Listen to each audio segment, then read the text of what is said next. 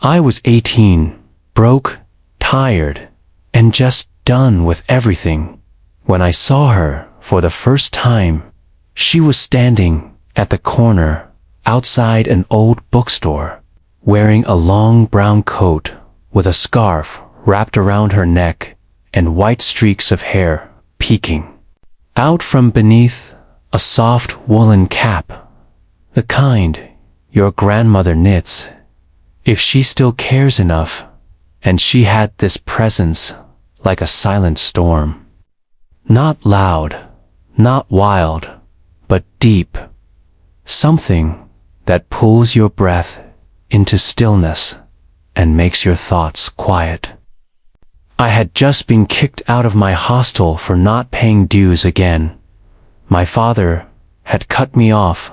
My mom had already chosen to pretend I didn't exist since the divorce, and all I had was my ragged backpack and a mind filled with noise I didn't know where to go or what I was supposed to be doing, and somehow I ended up walking down a street I didn't recognize, pulled by the smell of old paper and burning firewood, and there she was, just standing there like she'd been waiting for me.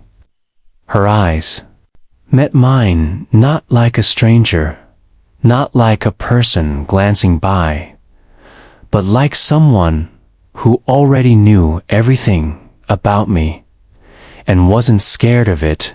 And before I could look away, she smiled and said, "You look hungry and tired," in a voice that felt like warm tea on a cold evening.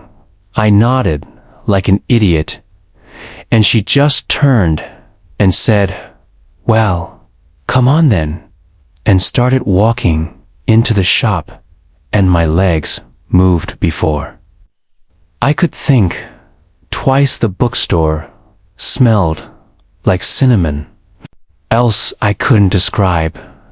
Maybe kindness, or history, or maybe her. She made me tea in the back room, where there was a small heater, 2 chairs, and a stack of quilts on the floor. And we sat without talking for 5 minutes, just drinking. I didn't ask why she helped. I didn't know if she was going to rob me, or offer me a job, or tell me. I reminded her of her dead son, but none of that happened. She just said, "You can stay here tonight if you want," and I can't explain why, but I nodded again. And it felt like I'd said thank you 1,000 times the next morning. She made oatmeal with chopped almonds and honey, and said nothing about my bruised lip, or my cracked phone screen, or my shaking hands. She just handed me a book and said, "Read this," and I read for hours, curled in that quilt beside the heater, while she dusted shelves, made notes, and sometimes hummed a tune so old it felt like magic. And every now and then she'd look over her glasses and ask, "What do you think?" And I'd answer honestly, and we'd talk, not like teacher and student, but like 2 lost people who understood words better than silence. And I learned she was 60, named Helena, and had owned the store since she was 25, after her husband died in an accident, and instead of falling apart, she built a world of stories around her and kept breathing. She never remarried, never had children, but she had hundreds of letters from strangers who read her recommendations and said they'd found healing in her shelves, and I couldn't understand why someone like her would care about someone like me, a boy who had nothing but broken dreams and a heart full of resentment. But she never asked for anything. She just offered peace, and for a week I slept in the back of that bookstore, cleaned the windows, stocked the shelves, and read everything she gave me, and I started to feel things again, like gratitude and wonder and laughter.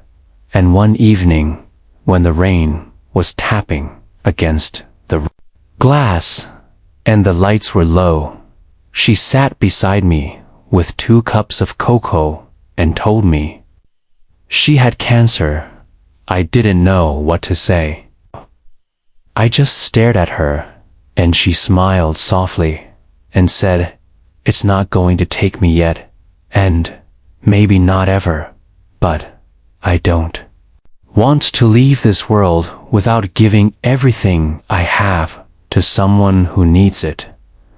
And I think that might be you." And I think, cried. I don't even remember, but I felt my chest cave in because no one had ever given me anything without asking for something in return. And this woman, this strange, elegant warrior of a woman, was offering me her time, her trust, her wisdom, and something more I couldn't name yet, but I felt it in the way my hands trembled when hers touched mine, and the way my heart settled when I heard her footsteps in the morning. And that's when I realized I didn't just respect her, I didn't just care for her, I was falling for her.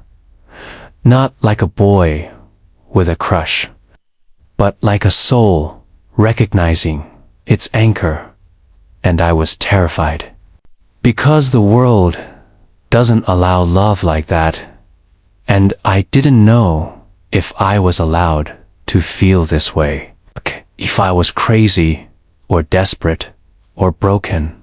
But all I knew was that when she smiled, the pain inside me disappeared. And when she read out loud, I wanted time to stop. And one night, as I was closing the blinds, and she was sitting by the lamp, scribbling notes, I turned to her and said, "You saved me." And she looked up, surprised, then gently nodded and said, "No, you saved yourself. I just opened the door." And I walked over, knelt by her chair, and told her hand, and told her, "I think I'm falling in love with you." And I swear the world paused in that moment. The wind stopped, the lights dimmed, and her eyes held mine for what felt like years. And she whispered, "Don't say that unless you mean it, because I've lived long enough to know what heartbreak feels like, and I've just learned how to stop bleeding." And I whispered back, "I've never meant anything more in my life." That night, I didn't sleep. I sat near her, listening to the ticking of the wall clock and the way her breathing softened in sleep. And I watched the shadows stretch across the wooden floor as the moonlight slipped through the cracks in the blinds. And all I could think was how the world outside wouldn't understand what Ka was feeling. Because love is supposed to follow rules and come with checklists and approval. But I didn't care. because what I felt wasn't born in my age or her years. It wasn't lust or rebellion or an escape. It was this unexplainable draw to the only person who had seen my darkness and still stayed. And when she opened her eyes in the morning and saw me, awake, her lips parted to speak, but I just said, I meant it, and she looked like she wanted to cry, but instead, she took my face in her hands and said, You are not mine to keep, but if your heart stays kind, I will hold it for as long as I can. And from that day forward, we were something undefined, not lovers, not friends, not teacher and student, but something sacred, something built in silences and tea, and walks through second-hand markets and rainy mornings. Spent reading poetry together, and it wasn't physical at first, it was spiritual. It was how I would bring her her medicine before she asked, or how she'd wrap a scarf around my neck. When I forgot, it was how we never said goodbye. Just see you tomorrow, and it became a rhythm, like breathing, like faith. And yes, there were days I doubted myself, and wondered if it was right, if it was fair, if she deserved someone wiser, someone not carrying the mess of a broken home and sleepless nights, and she would just smile and say, The heart knows, and I believe mine, and every day I became more myself. In her presence, more whole, more alive. And then, one evening, as autumn took hold of the trees, and the bookstore smelled of apple and dust, and a little jazz record played in the corner, she took my hand and led me upstairs, where I had never been before, and we sat in her room, surrounded by old photographs and yarn and stacks of journals, and she told me everything about her life. The things she never told anyone, not even the doctors or the neighbors or the friends she no longer spoke to. And I listened like a boy catching stardust, because everything she said only made me love her more. And when she finished, she looked at me and said, Do you still love me now? And I didn't answer her with words. I kissed her hand, and then her cheek, and then her lips, and she didn't pull away. She let me stay, and in that quiet moment, I felt eternity for the first time, not in the grand way people write about it, but in the way her heartbeat matched mine, in the way we didn't need light to see each other. And that night we held each other, not like lovers, not like children, but like two souls who had finally found home. And the days after that were golden. Every second was a breath I wanted to keep forever. I dropped out of college, not because I gave up, but because I found something more valuable than any lecture or degree.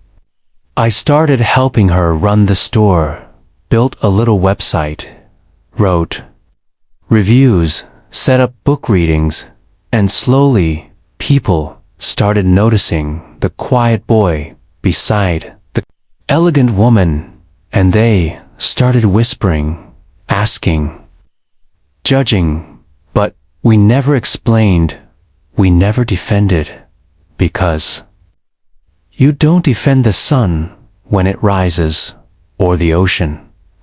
When it moves, you just watch and feel and exist. And the cancer didn't leave, but it softened, it slowed, and I think a part of her healed in ways no scan could show. And one night, as we watched the rain fall and held each other wrapped in a quilt that smelled like memories, she looked at me and said, "I never thought I'd be loved like this, not at my age, not like this." And I said, "I never thought I'd live at all, not until you." And when she smiled, I knew we didn't need to know what tomorrow held. We had this now, this heartbeat, this warmth, this truth, and if the world couldn't understand, that was okay, because I did, and she did. And sometimes that's enough. Sometimes that's everything.